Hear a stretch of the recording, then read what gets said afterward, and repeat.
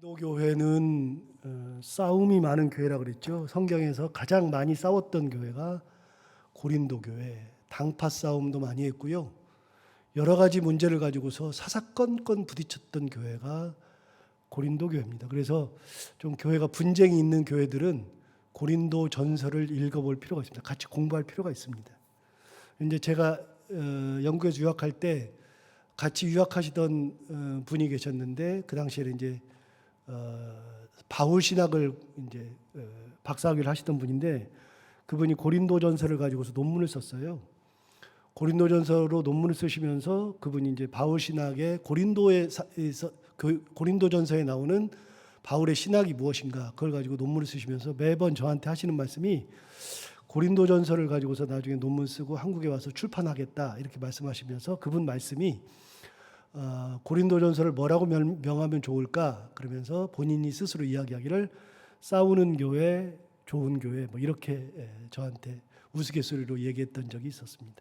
저도 이제 그 당시에는 성경 지식이 좀 짧아서 고린도 교회가 그렇게 많이 싸우는 줄 몰랐는데 그분이 항상 고린도 교회는 싸웠다 그래서 고린도 교회가 많이 싸운 거구나.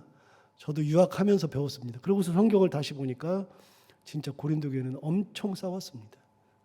그렇게 많이 싸웠는데 싸우는 것 중에 어제 나온 것처럼 사도 바울은 원하지도 않았는데 자기들끼리 팔을 나눈 겁니다. 나는 바울파다, 아볼로파다, 게바파다, 그리스도파다.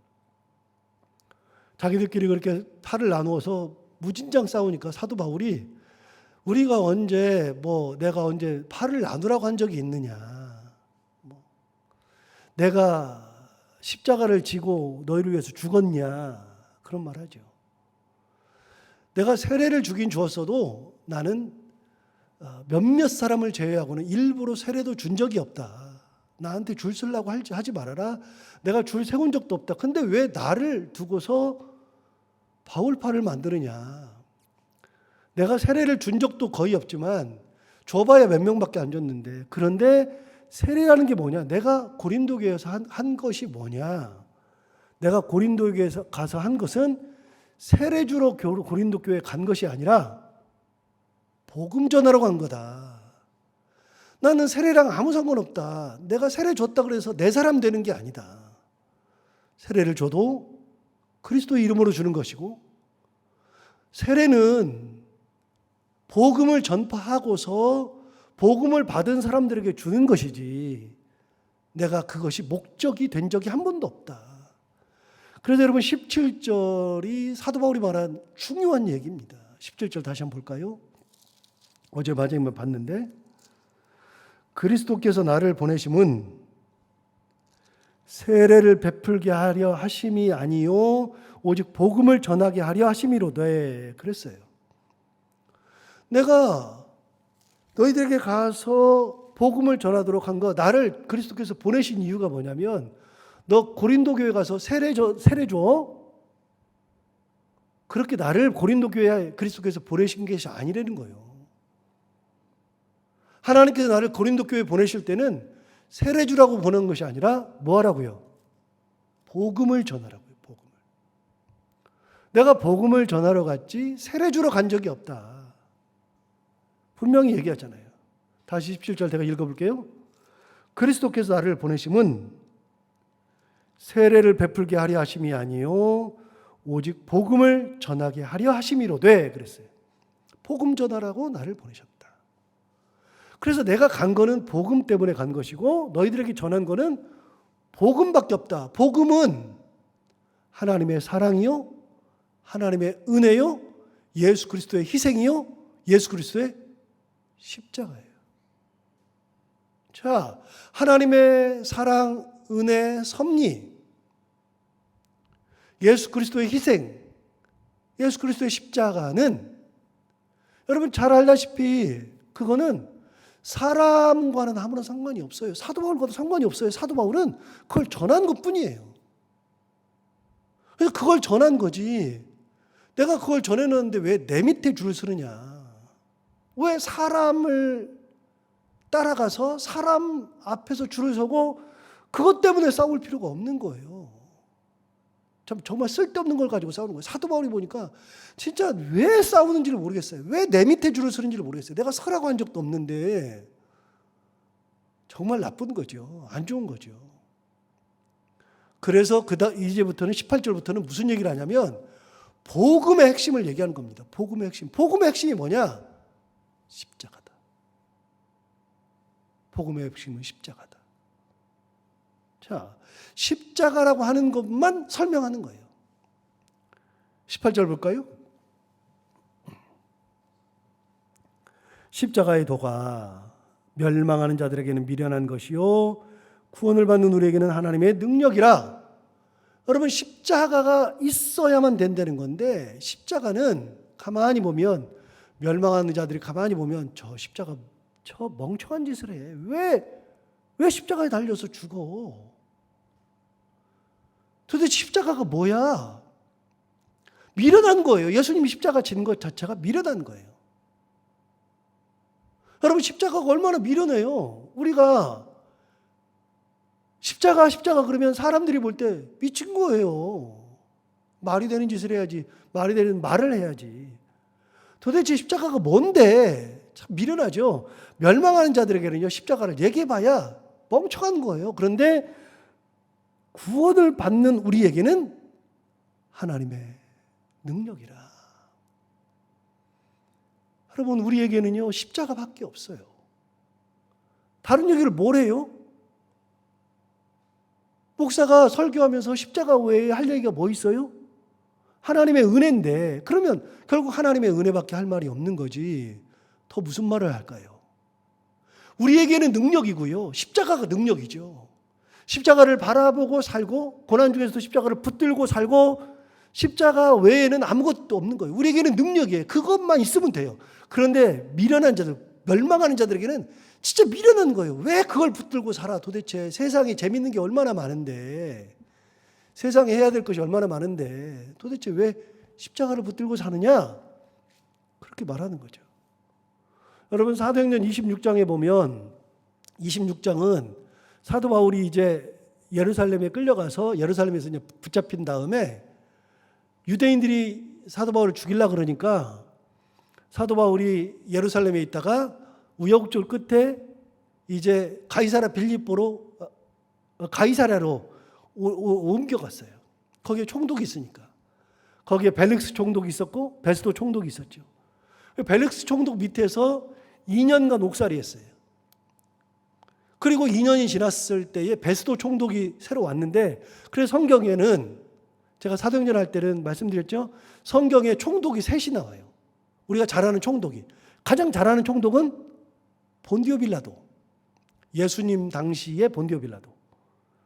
두 번째 벨릭스 총독, 베스도 총독. 그래서 본디오 빌라도는 예수님과 상관이 있고요, 벨릭스와 베스도는 사도 바울과 상관이 있어요. 성경이 3명 나오는데 그 맨 마지막에 나오는 베스도 총독 시절에 아그리빠 왕이 와가지고서, 이스라엘의 아그리빠 왕이 와가지고서 사도 바울을 신문한 다음에 사도 바울이 십자가를 전하니까,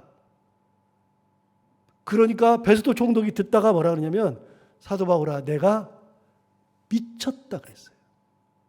너의 많은 학문이 너를 미치게 한다. 그렇게 얘기했어요. 여러분, 베스도가 볼 때는요, 사도 바울은 배움이 많은 사람이에요. 사도 바울은 여기에 이렇게 있을 사람이 아니에요.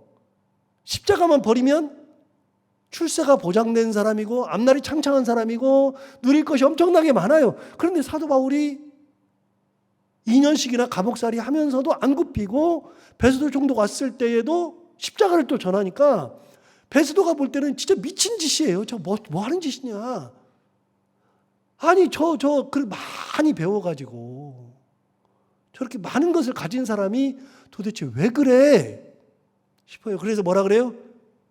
바울아, 내가 미쳤도다. 너의 많은 학문이 너로 미치게 한다. 사람이 볼 때는요, 미친 짓이에요. 그런데 그 사람들은 다 뭐 어떤 사람들이냐? 멸망하는 사람들. 여러분, 예수 그리스도를 모르는데, 십자가를 모르는데 십자가 그러면 사람들이 미쳤다 그러죠. 그런데 구원받는 우리에게는 뭐라고요? 18절에 다시 볼까요? 십자가의 도가 멸망하는 자들에게는 미련한 것인데 구원을 받는 우리에게는 뭐라고요? 하나님의 능력이 되는 거예요. 하나님의 능력이 되는 거예요. 여러분, 십자가 외에 뭐가 있어요? 십자가를 붙들고 사는 거죠. 그러니까 여러분, 구원받고 나니까 십자가를 붙들고 살다 보니까 사람들이 이해하지 못하는 짓을 해요. 가장 이해하지 못하는 짓은요, 이렇게 코로나 시국에도 이렇게 와서 예배 드리는 걸 이해를 못해요. 그리고 주일에 예배 드리는 것도 이해가 안 돼요. 쉬어야지. 놀러도 가야지.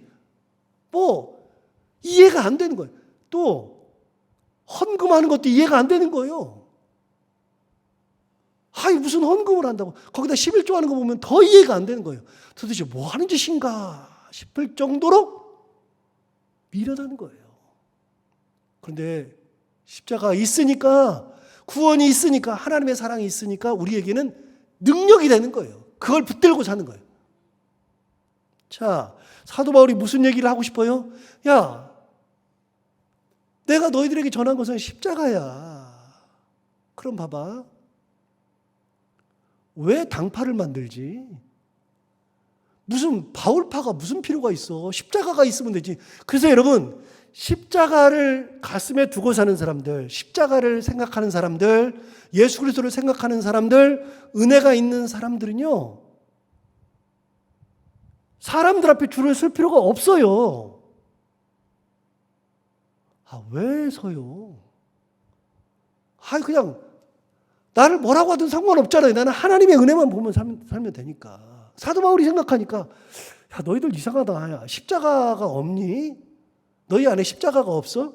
십자가가 있으면 뭐하러 바울파를 만들어? 뭐하러 아볼로파는 만들고 게바파는 왜 만들고 그리스도파는 왜 만들어? 쓸데없는 짓이지. 그거는 세상 사람들이나 하는 짓이지. 세상 사람들이야 뭐 무슨 파를 만들든 무슨 짓을 하건 상관없는데, 너희들 십자가가 있으면 너희들을 바라볼 건 십자가밖에 없는데, 십자가를 바라본다는 건 바로 예수 그리스도를 바라보는 건데 왜 내 밑에 줄 서? 여러분, 우리 안에 십자가가 있으면 우리가 바라보는 분은 예수님밖에 없는 거예요. 예수님. 신앙생활이라고 하는 것은요, 신앙생활이라는 것은 예수님 보고 하는 거고 십자가를 바라보고 하는 거죠. 그러니까 이게 교회가 막 크다, 많다, 뭐 부자다, 아무런 상관이 없다니까요. 그게 무슨 의미가 있어요? 그래서 여러분, 다른 교회 부러워할 필요가 하나도 없어요. 다른 교회가 뭘 어떻게 하든 그게 부러울 거 하나도 없어요. 뭐 그 교회가 뭘 하든 상관이 없어요. 뭐가 가장 부럽냐면요, 그 교회가 하나님의 은혜 가운데 있는 교회여야만 되는 거예요. 그 교회에 하나님의 은혜가 살아있고 십자가가 살아있는 교회여야만 되는 거예요. 하나님의 능력이 있는 교회. 능력이 있는 교회.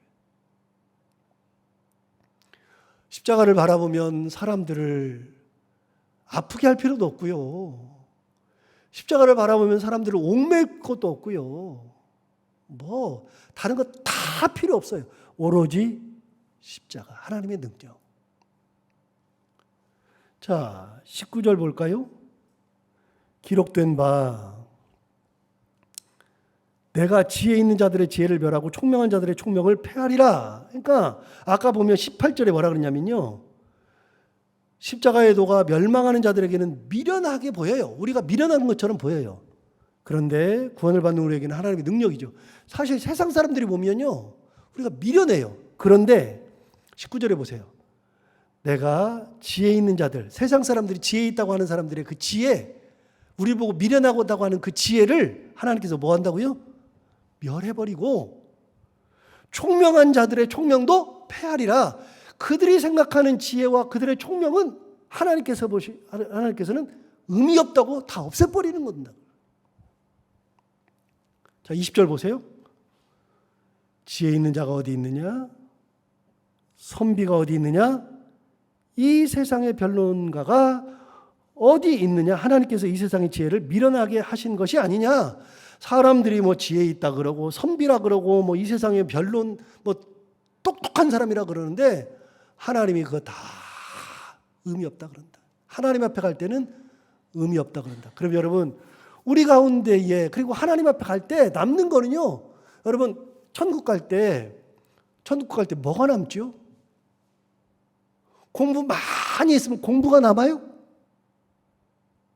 여러분 내가 평생을 가꿨어요. 하나님 앞에 갈 때 평생 가꾼 게 남아요? 내가 재산을 엄청 모았어요. 그럼 하나님 앞에 갈 때 재산이 남아요? 내가 세상에서 이룬 게 엄청나게 많아요. 그럼 그것이 하나님 나라에 갈 때 그게 남아요? 하나님 앞에 갈 때는 그건 전부 다 패하는 거예요. 없어지는 거예요. 전부 다. 하나도 쓸모가 없어요. 하나님 앞에 갈 때는 뭐만 남아요? 믿음만 남아요. 믿음만. 십자가의 도만 남는 거예요.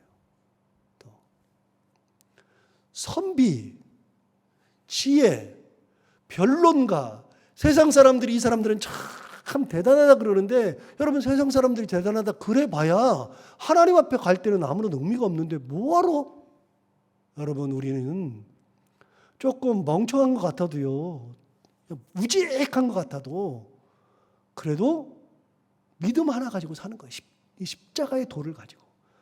그래서 제가 신앙생활하는 사람들 신앙생활할 때는 동물 비유를 해줬잖아요. 이런 신앙이 좋다. 여러분 두꺼비 같이 사면 돼요. 눈만 껌뻑껌뻑거리고 세상에 풍파가 와도 눈을 껌뻑껌뻑거리고 막 하는 게 아니라 너무 껌뻑껌뻑거리고 그냥 십자가만 바라보고 하나님 바라보고 진짜 우직하게 십자가 바라보는 사람이 승리하는 거예요. 그 사람이. 사도 바울이 그 얘기하는 거예요. 야, 나랑 상관없어. 야, 내가 1년 6개월 동안 너희랑 같이 있으면서 복음을 전했는데 내가 뭘 했건 다 신경 쓰지 마. 내가 전한 것 중에 하나만 있으면 돼. 십자가만 있으면 돼. 십자가. 사람들이 멍청하다 그러고 미련하다 그래도 괜찮아. 그거면 돼. 자, 21절 볼까요? 하나님의 지혜에 있어서는 이 세상이 자기 지혜로 하나님을 알지 못함으로 하나님께서 전도에 미련한 것으로 믿는 자들을 구원하시기를 기뻐하셨도다. 자, 이게 무슨 말이냐면요. 사람들이 지혜 있다 그러는데 자, 선비도 되고 변론가도 되고 사람들이 지혜 있어요. 배움도 많고 가진 것도 많고 능력도 많고 사람들이 참 지혜 있어요. 그런데 그렇게 지혜 있는 사람들한테 십자가를 전해도 몰라. 아무리 전해도 몰라. 그러니까 내가 십자가를 전하죠. 예수 그리스도를 전하면 전도하잖아요. 전도하면 사람들이 야, 좀 그러지 좀 미련한 것들 뭐하러? 그러는데 하나님이 전도에 사람들은 미련하다 그러는데 그 전도에 미련한 것으로 전하게 해서 하나님을 알게 하셨다. 하나님. 사람들이 미련하다 그러는데 하나님은 미련한 게 아니라 그게 답이래요. 십자가가 답이래요. 십자가가. 사도 바울이 그래서 끊임없이 십자가 얘기를 하는 거예요. 사람들은 미련하다 그런다.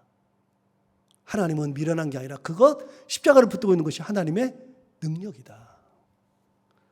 22절 유대인은 표적을 구하고 헬라인은 지혜를 찾아요. 자, 헬라인이 지혜를 찾는 것은 이거예요. 여러분 당대의 이 사회가 지금 로마 시대거든요. 로마 시대인데 여러분 로마는요 원래 문화라는 게 없어요. 로마는 원래 이제 그 야만족 중에 하나예요. 로마라고 하는 것.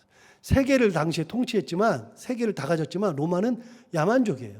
그리고 로마는 문화라는 게 없어요. 그리고 로마의 건축도 없고 로마의 철학도 없고 뭐 로마의 뭐 미술도 없고 뭐 로마의 뭐 도자기 이런 것도 없어요. 예술도 없고. 그런데 로마는요 잘한 게 딱 하나 있어요. 뭐 힘이 센 거 그거 말고요. 로마가 잘한 거는 뭐냐면 로마는 그리스를 무너뜨렸거든요. 근데 그리스에 가보니까 그리스에 철학이 있고 사상이 있고 문화가 있고 건축이 있고 미술이 있고 예술이 있고 그 모든 것을 그리스에서 다 가져왔어요. 그래서 말씀드렸잖아요. 신화를 얘기할 때 로마 신화라는 것은 없어요. 신화를 얘기할 때는 반드시 로마 앞에 뭐가 붙어요? 그리스가 붙어요. 그래서 그리스, 로마 신화. 그래서 그리스의 신들을 자기네 이름으로 바꿔요. 자기네 이름으로. 대표적으로 그냥 하나만 예를 들어주면 여러분 그 비너스라고 하는 여신 있잖아요. 비너스. 비너스 여신이 가장 예뻐요. 그 비너스가 이제 여성들 속옷 이렇게 브랜드도 되지만 속옷 브랜드가 될 수가 밖에 없어요. 왜냐하면 비너스라고 하는 것 자체가 이제 여성 최고로 예쁜 여성이니까. 그런데 그 비너스의 원래 이름이 그리스에서는 아프로디테예요. 아프로디테를 이름만 바꾼 거예요. 이름만. 여러분, 우리가 술 마시면 술깨라고 약국에서 이렇게 사서 마시는 거 이렇게 드링크 하나 있죠. 바카스. 바카스의 원래 이름은 디오니소스예요. 디오니소스는 뭐 하는 신이냐면 이 포도를 관장하는 신이에요. 포도. 당대 포도가 유명했는데 그 포도를 가지고 포도주를 만드니까 디오니소스는 포도를 관장하는 신이지만 한 걸음 더 나가서 포도주를 만들다 보니까 축제의 신이에요. 포도주 마시면 축제하니까. 그래서 우리는 바카스를 알고 있고 비너스를 알고 있지만 실제로는 그게 아니에요. 디오니소스에서 바카스가 나오고 아프로디테에서 비너스가 나와요. 그러니까 로마가 대단한 민족이 아닌데 가져온 거는 그리스에서 다 가져왔어요. 그런데 그리스 사람들은요, 최고를 뭐라고 치냐면 지혜로 쳐요. 지혜. 그래서 헬라인들, 여기서 헬라는 그리스거든요. 로마 시대인데 로마라는 말을 표현하지 않고 헬라라 그래요. 그리스를 얘기해요. 그리스 사람들은요, 지금 어느 때든지 뭘 찾느냐? 지혜를 찾아요. 지혜를. 유대인들은요, 표적을 찾아요. 표적을. 꺼내놔봐. 유대인은 눈을 봐야 돼. 꺼내놔봐. 뭐가 어떻다고. 이게 유대인들이에요. 헬라인들은 지혜를 찾아요. 그런데 유대인들은 표적을 찾고 헬라인들은 지혜를 찾는데 22절부터 다시 봐요. 유대인은 표적을 구하고 헬라인은 지혜를 찾는데 22절, 23절. 우리는 십자가에 못 박힌 그리스도를 전하니 유대인에게는 거리끼는 것이요 이방인에게는 미련한 것이로되 오직 부르심을 받은 자들에게는 유대인이나 헬라인이나 그리스도는 하나님의 능력이요 하나님의 지혜니라. 여러분, 이 유대인들은 표적 찾고 헬라인들은 지혜를 구하는데 우리는요, 우리가 전하는 것은 우리는 뭐만 전하냐면 십자가에 못 박히신 예수 그리스도만 전해요. 그 사람들 그랬잖아요. 미련한 거라고. 십자가는 미련한 거라 그랬잖아요. 그런데 그 사람들이 미련하다 그러면서 자기들은 지혜를 찾고 표적을 찾고 참 똑똑한 것처럼 살지만 우리가 아무리 미련해도 진짜 미련해도 전하는 것은 십자가밖에 없다. 예수 그리스도밖에 없다. 그들이 뭘 찾아도 우리는 그리스도를 전한다. 십자가밖에 없다. 그런데 그 십자가가 뭐냐? 자, 23절 다시 봐요. 우리는 십자가에 못 박힌 그리스도를 전하니 그 십자가는 유대인에게는 거리끼는 것이요 헬라 이방인에게는 미련한 거예요. 야, 십자가 이게 뭐야? 그래서 거리끼고 미련한 것인데 24절 오직 부르심을 받은 자들에게는 유대인이나 헬라인이나 그리스도는 하나님의 능력이요 하나님의 지혜니라.